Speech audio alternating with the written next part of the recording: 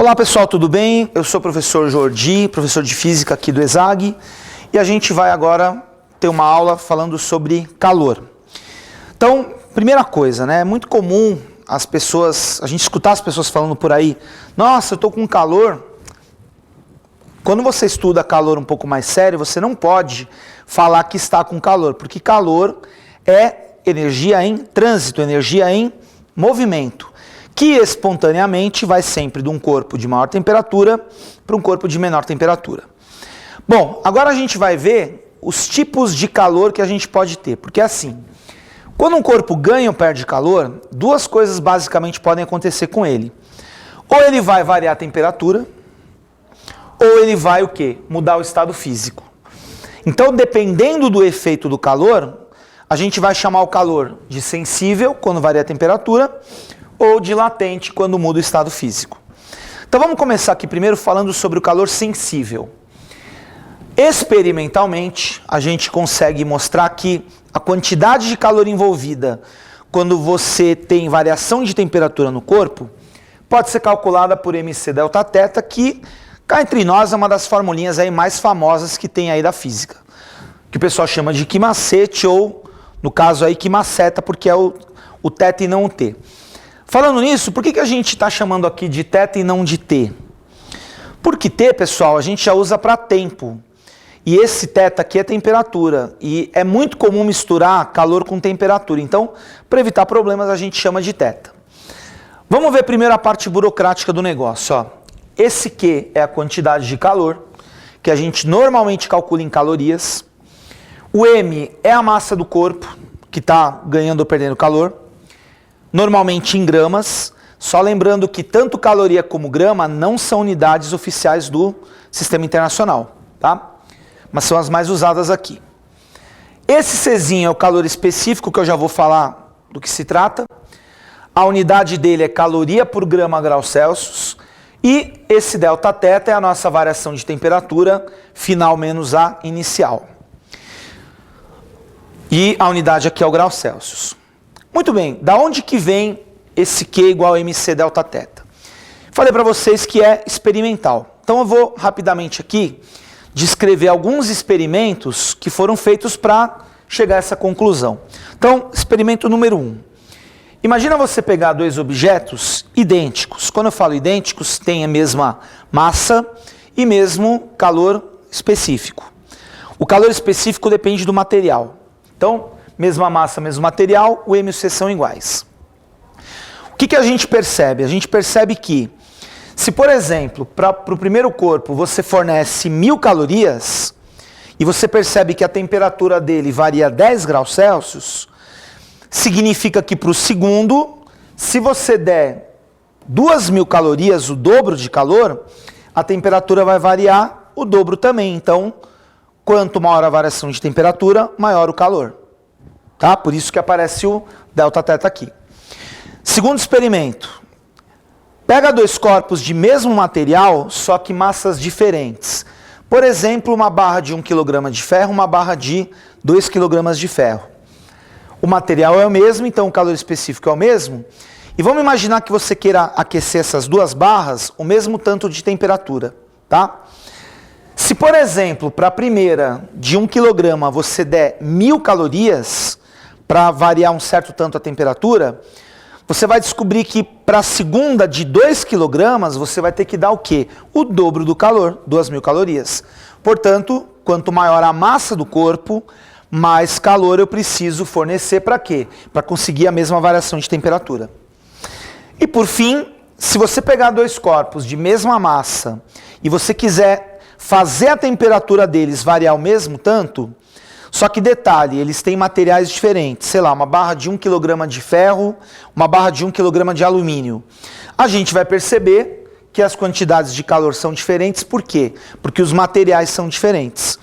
E essa parte ligada ao material é o calor específico.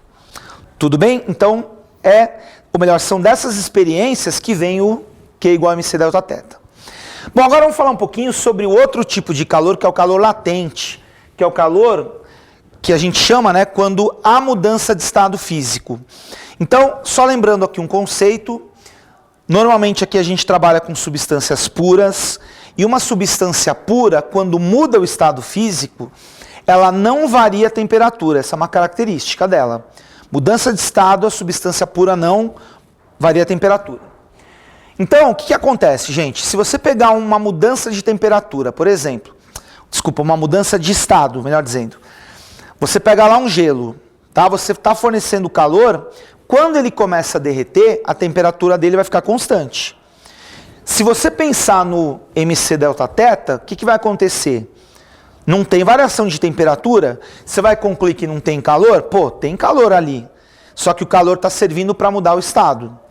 Então, para esses casos, a gente vai chamar o calor de calor latente. E para calcular, a gente vai fazer ml, que é o famoso QMOL. Então, o que é a quantidade de calor? O M é a massa, cuidado, não necessariamente a massa do corpo inteiro, é a massa que sofre mudança de estado. Então você pega um blocão de gelo de 1 kg, 10 gramas derreteram, você não vai colocar a massa 1 kg, você vai colocar só o que mudou o estado, os 10 gramas.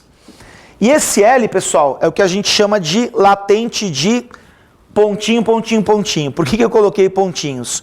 Porque pode ser qualquer mudança de estado. Fusão, pode ser uma vaporização, pode ser uma condensação, pode ser uma solidificação. Aí é a mudança de estado que você tem. Caloria, aqui grama e aqui caloria por grama. Então, para que serve esse L? Por exemplo, quando a gente fala que o latente de fusão do gelo é 80 calorias por grama, está significando que para eu derreter 1 grama de gelo, eu vou precisar de 80 calorias. Ah, e se eu tiver 2 gramas de gelo? 2 vezes 80. Ah, se eu tiver 10 gramas? 10 vezes 80 e assim por diante. Tudo bem?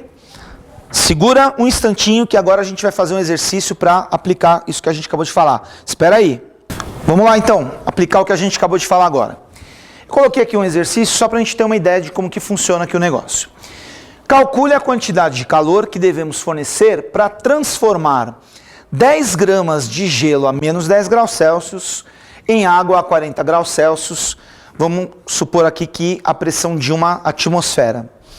Então, gente, uma dica legal é problemas desse tipo, sempre que possível, se você puder construir um gráfico, é uma coisa que ajuda.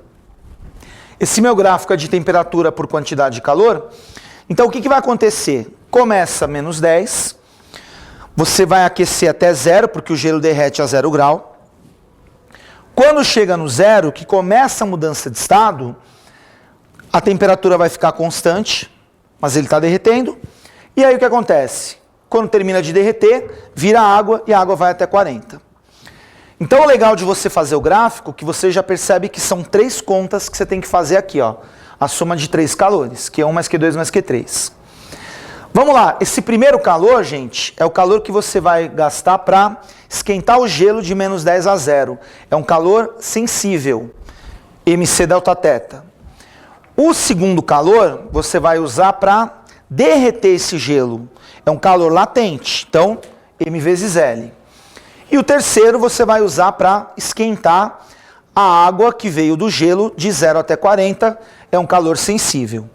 Então aqui substituindo os dados, né? A massa é 10, calor específico do gelo meio, variação de temperatura do gelo de menos 10 para 0 dá 10, mais a massa, que todo gelo muda de estado, é a própria massa dele inteiro, 10, o latente de fusão do gelo é 80 calorias por grama, mais a massa que é 10, o calor específico da água, 1 caloria por grama graus Celsius, e como vai aquecer de 0 a 40, 40 graus. Essa conta aqui fica 50, essa conta fica 800, essa conta 400, somando aí os 3, 1.250 calorias é a quantidade de calor que você precisa para fazer essa transformação. Valeu, pessoal, obrigado, até a próxima.